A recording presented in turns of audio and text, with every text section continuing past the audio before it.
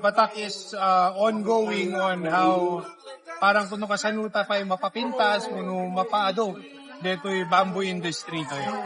So sa Kamandingan po, merong project ang Department of Agriculture na 10,000 na plants na bamboo trees natanim na natin doon. At sa Batak ngayon, we are trying to improve yung mga post-harvest naman po sa bamboo. Yung mga value added, yung mga pwede pang mga iba-iba nating magawa na materials gawa sa kawayan, bamboo.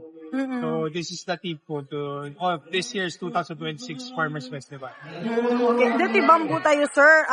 Kaano pa nga ng rugi? Actually, last year pa po siya na sinimulan namin. And it is a growing industry. Actually, medyo nababawasan na ang mga nagtatanim ng bamboo. At parami po kasi parami rin yung mga innovations kung paano mas mapatibay at paano natin mas mapapaganda ang mga materials na gawa sa bamboo. So, currently sa Barangay Mabaleng, meron na kami bamboo fiber extract machine para po makagawa pa kami ng mga iba-ibang produkto gawa sa kawayan.